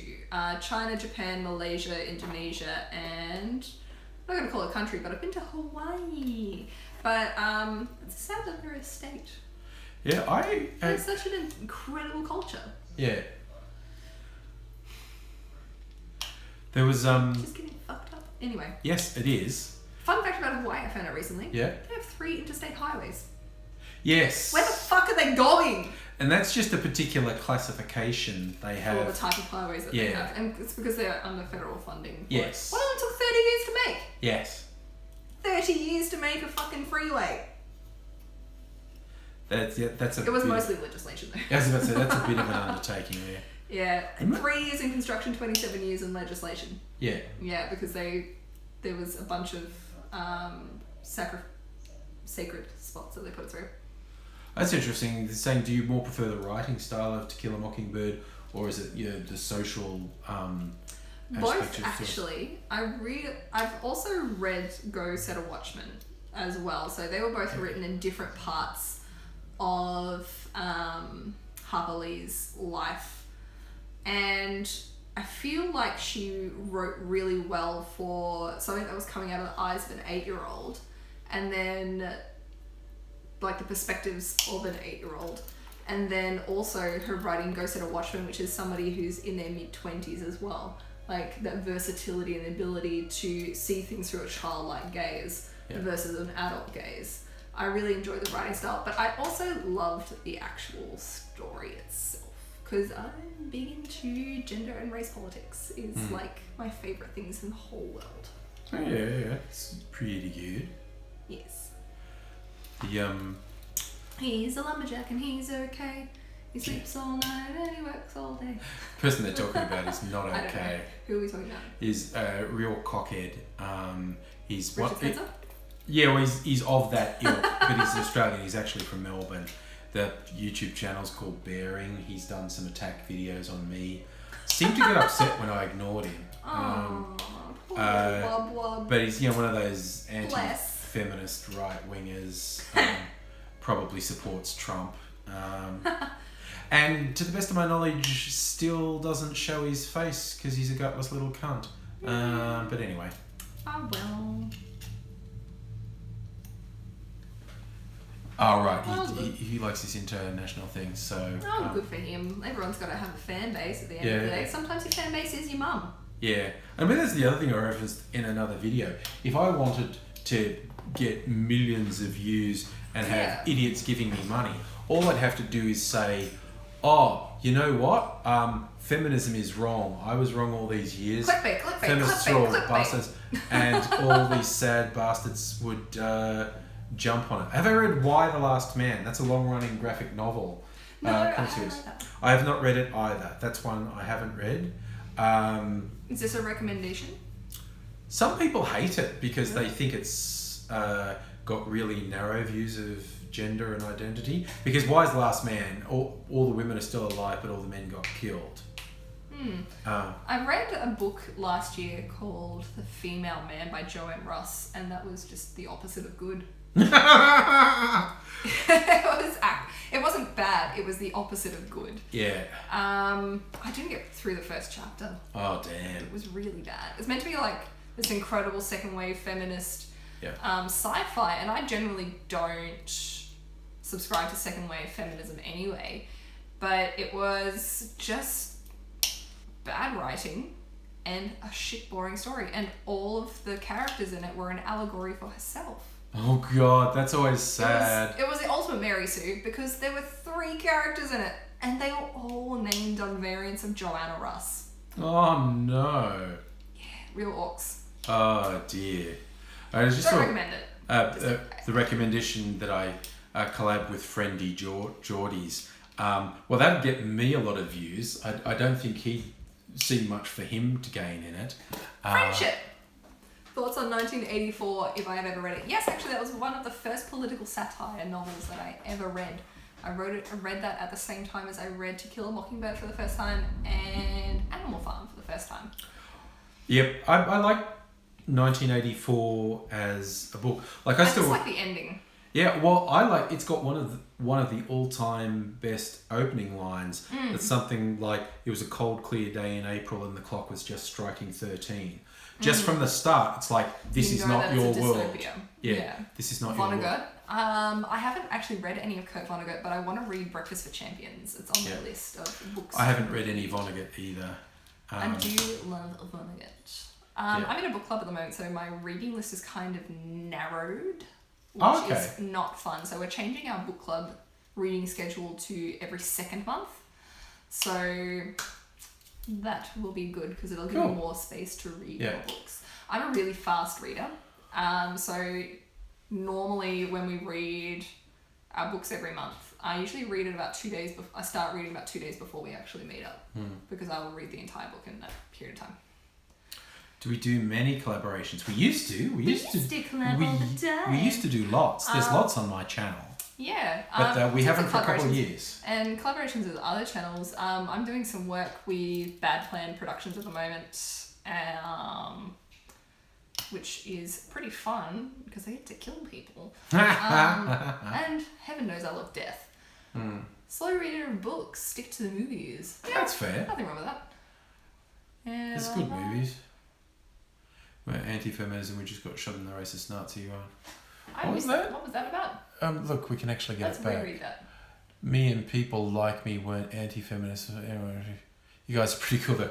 I'm a feminist.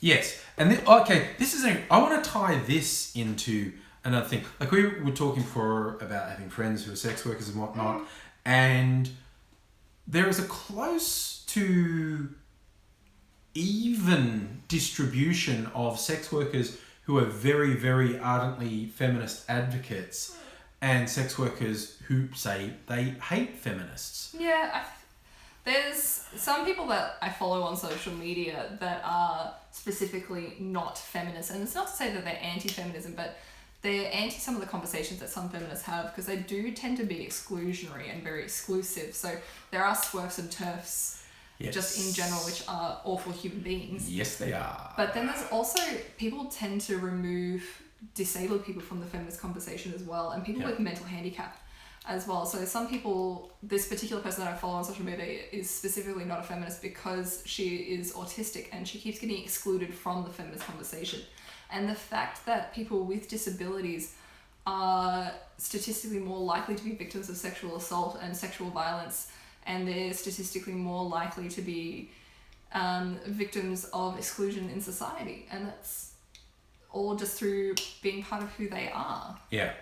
And that's also when I find anyone who's a sex worker who is outspokenly saying they're not feminist, it's because they've been excluded. They've been shat on by people who say they're feminists. And swerfs and turfs can get out of my life, please. And honestly, Forever. and this is like everyone makes mistakes, everyone has failed. Very mainstream feminists can be very fucking lacking in supporting anyone who's outside. That's where you need a outside level of intersectionality as well. Like, intersectionality is the biggest thing, and a lot of people subscribe to womanism, not understanding what womanism actually is. And womanism is specifically a movement for black female identifying feminists. Yeah. It's not for white people or non-black people of colour, but they're still subscribing to womanism without doing any of the research into it as well. There's so many different aspects to the political ideology of feminism and egalitarianism and humanism that if you're going to subscribe to any of them, please just do your research and don't be a cunt. Yeah. And that's another good thing about Twitter, being able to see and interact with people with really different life experiences. I follow a few Black American feminists. I follow some Muslim feminists, simply because these people whose experiences are so far outside of mine, I will never learn what they learn. Exactly. And if I shut the fuck up and listen, you'll learn so much. Let me tell you, since following womanists and black feminists in general on Twitter and Instagram, my hair has never been so good. you get all the tips. Because I shut the fuck up and I listen to them about their individual struggles and how hair is so much part of their culture and their cultural identity. I got so many excellent hair tips that I'm just like, yes, this is amazing. Yes. Credit to you, Black Twitter. Credit to you for this. And the weird thing of, like, always kind of known everything in mainstream white culture was stolen from black culture, like going right back to jazz and rock and roll. Yeah. But when you see various memes and slang terms, if you like follow Black Twitter, you see they're inventing them. They are. AAVE is an incredibly inclusive form of language and expression. Yeah, and 12 months later, all these expressions go mainstream. All these like 15-year-old white boys are saying everything's on fleek. I know, and it's just crazy. It's like, but when you see it again and again, like it's explicit. It's not subtle. It explicitly gets into the mainstream, and you're like, okay, I always don't be basically a name if you're white. Yeah, just putting it out there. I always basically knew that, but to just see it explicitly happen again and again Every and again and again, time. it's like, whoa, okay. So that's really interesting. But but yes, there's one of those times. Well, you see mine here. I'm not shy in talking and whatnot, but in certain circles, my central thing is shutting the fuck up and listening.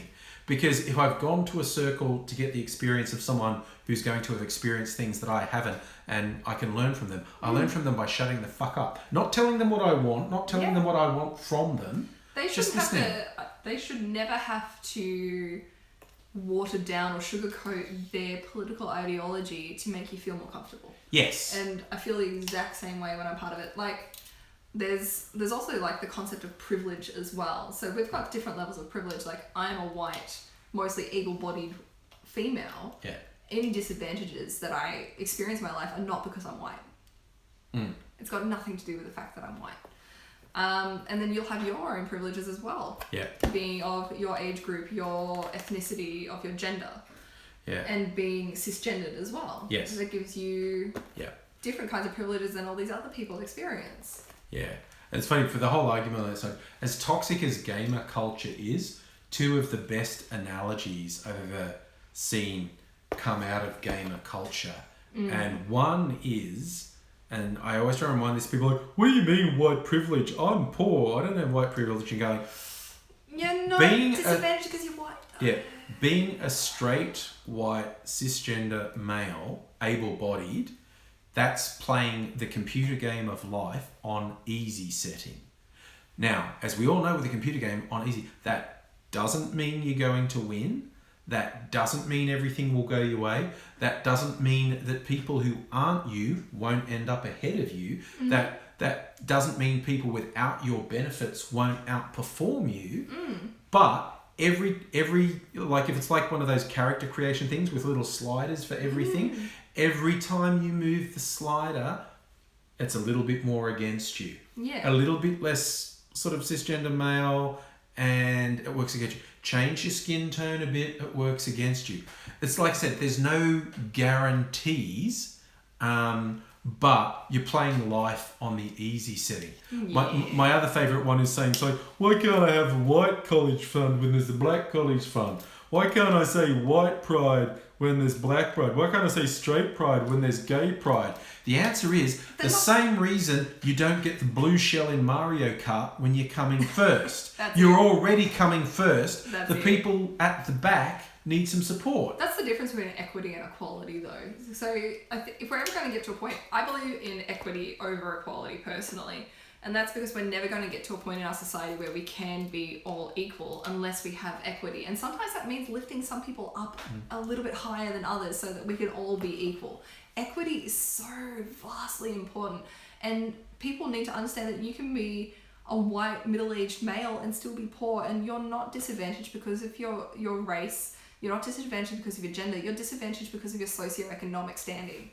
And that's got nothing to do with race and gender. Sucks. Yeah. It does. I have empathy for you. I have sympathy for you, but yeah, it's not because you're white. Yeah, you're not being held back because you're a white male. And it's like this concept of, why can't I have White Pride Month? And why do they have to have Black Pride? And why do they have to have Gay Pride? And it's not that they're particularly proud of who they are. They're proud that they've survived to a point. Yeah, because they've got told not to be proud. They've been told to be silent, to be ashamed and whatnot. And to be in the background all of the time. Yes. They're just not ashamed. Yeah. They're not specifically like, they're not ashamed of who they are. And that's beautiful. And I love it. Yes. And we should all be beautiful and be happy and all those sorts of things. Yeah. Oh dear. I think there's been a whole conversation going on that we missed a little bit, but that's Probably. cool. I went on a rant. Yeah, I and do that that's sometimes. that's what it's all about. Right. Follow my Twitter, you'll see some rants. Yes. Usually about people who walk really slowly in public. Oh my god, Pet hates people. It happened to me at lunchtime today. A group walking slow and also not holding to a line, wavering a bit. It's like, okay, Just walk in a straight fucking line. when I can't get past you without shoving you, I'm going to shove you. Yeah. It's like forcing your way onto public transport or into an elevator without letting people get out. I'm going to shoulder charge you the fuck out Elbows of out, my way. sweetheart. Elbows out. I'm just going to fucking, oh wait, did I knock you over? I'm gonna punch you in the Probably back of the because you head. didn't get the fuck out of the way. Yeah. But it's a, Yeah. but mind you, equally bad is people who don't get on. Like whether Yeah. it's a lift or thing. It's like, I don't know, they're trying to be... You're coming, are you going? You go What are you first doing? and you're like, the door's going to shut. The door's going to fucking shut because you're... I'm not and- holding this for you. or even because you're stuck behind them. Or when you're running to get a tram and someone's directly in your path and they won't fucking move.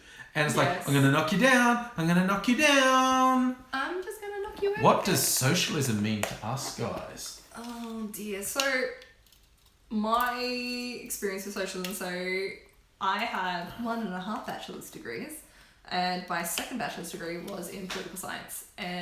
So I kind of know more socialism from a historical standpoint. So particularly my focus was always in the Chinese Revolution and based in Mao's regime. So I don't really know a whole lot beyond that. I know a bit of like Russian socialism, and I know a little bit of French socialism, but outside of that, I wouldn't be the right person to ask for that. Because I just really dislike the Socialist Party of Australia. Oh yeah, no, I fucking hate socialists. They're useless. Although, like, yeah, by most people's standards, I'm a radical lefty, and the general principles. Get him, he's a commie. I know the general principles of socialism and even communism is that, like, okay, well, there's that great line.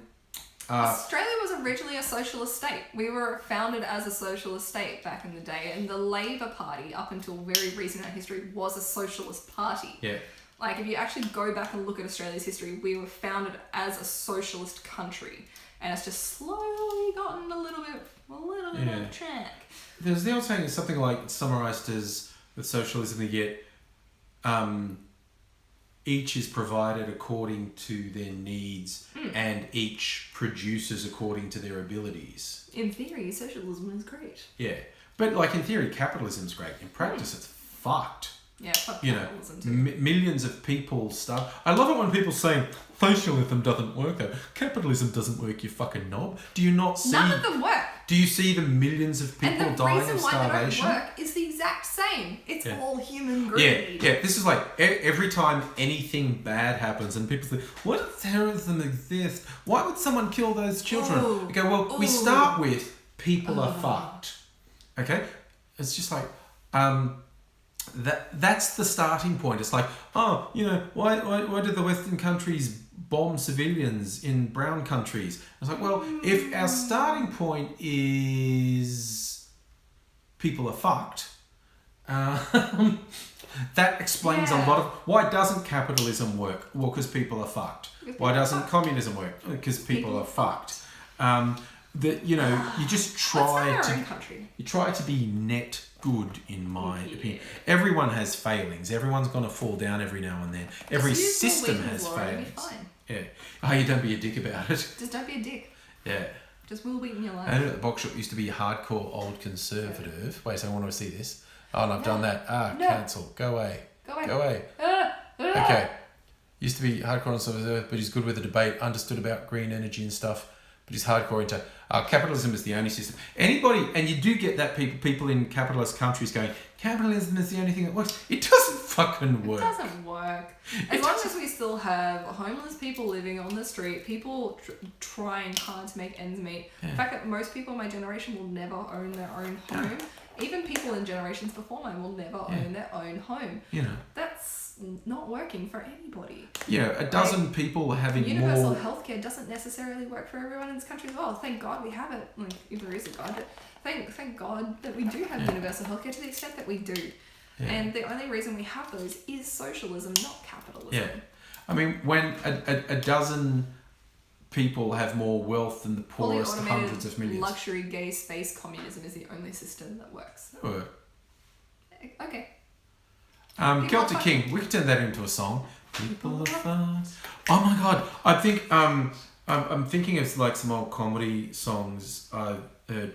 The one where you actually just sort of sing along about bombs killed 200 civilians. 100 million people died last year of starvation. This happened there. Why did it happen? And then the chorus is people are fucked, people are fucked, people. Even probably a bit slow to the party because Damon Albarn actually has a single called "Cunts Are Still Running the World." Yeah. And that kind of sums it up. It's funny because it's true. Yes, it's funny because it's true. But I was thinking, there's an old comedy song by Alexei Sales, like from the 80s. And he was like sort of a radical socialist, angry comedian. And he had this thing where he would just rattle off terrible statistics about like how much of the Amazon's destroyed every week, how many people died of starvation, and with the music playing and he's just saying all this, and then he'd just go, "It's a funny old world." It's like he's just saying all this awful stuff, and then have this really flippant, It's a funny old Makes me world. think of Bob Ross. Yeah. The Bob Ross of comedians. Yeah. It's It just just draws some really bizarre. And I like the old punk band I used to like called Crass. It's funny, like you got the punk movement, that talked about being anarchists and whatnot without actually knowing what it was. There was an actual group of anarchists on a commune who, when punk came up, they thought it was awesome and they started a punk band, which they called Crass. And they were really heavily political, hardcore anarchists, and they had a bunch of really good songs. And there was one on one of their albums that had someone saying all the things to them about why anarchism would never work. Well, who'd sweep the streets? Who'd clean the toilets? Who'd do this? Who'd do that? And the response, like the chorus, which was the response every time, was, what if I told you to fuck off? And that was the response every time. To someone saying, it won't work. What about this? What about that? And he goes, what about if you fucked off? That makes me just think of Raven Simone so much. Yeah. Like from ages ago. This happened so long ago, but she's on one of those American television shows. It was like The Circle or whatever. Yes, yeah. And they're talking about if people want more money, more respect, they should get better jobs. And she's going on about, like, who would clean our toilets? Yeah. And I wouldn't hire anyone with a black name. Your name is literally Raven. Yeah. Some people are messed up. GFY. Beer sandwich by the fucks. I haven't watched Rage. I haven't watched Rage in ages, no. I used to watch Rage it all the still a time. thing? It is, it's still a thing. is. It's a big thing. You know the person who did the Rage voice? Did Yes. you pay? There was just a very nominal amount. There was a doco on that. Yeah, because I think he was actually part of the crew or something. And the original people, they all interviewed them about the bits they did for it and the idea they had, and it's just crazy. Yes, back in the day, Do you that's when remember Recovery? Yes, Recovery was fun that on show. Saturday mornings. I used to watch Monkey. Yeah, on Dylan, that. what's his name, hosting it? Dylan Lewis. Yes. Yeah, I had a big crush on him. I saw him a little while ago. Oh, really? He's in this all-male choir. Yeah, because he does the throat singing as well. Yeah, but they're a really fun choir. Like, they sing really boisterous pops. They're good singers and they do good arrangements, but it's all about having kind of like, they'll do Hey Ya and they have a lot of fun. I forget what it's called. I didn't like Video Hits, Catherine. I wasn't a massive fan of that. He also hosted that for a little while. He did, yeah. My kids, and this is the pre-Foxtel days, before cable TV was available in Australia, to keep them... We're missing a whole conversation. This is about like, the abolishment of government. Yeah, sure. Okay, good. We're talking about music. We're talking about music. My kids would... Eat carpet, yes! Would watch Video Hits on a Saturday morning. That's how I knew what the kids were watching. Well, we used to switch the channel. We used to watch Rage and then Recovery. Yeah. And then Video Hits, like the very end. Just watch the top 10. Yeah. And Recovery was the best though. What was that late night? I know there was Eat Carpet was like some music and culture and film and whatnot. they used to do short films on there as well. That's how I learnt about Rex the Runt. Rex the Runt, Rex the Runt. Yeah, I remember Rex the Runt. An itty little itty bitty dog. Yes. There's a lot of those weird things that are kind of lost in time now.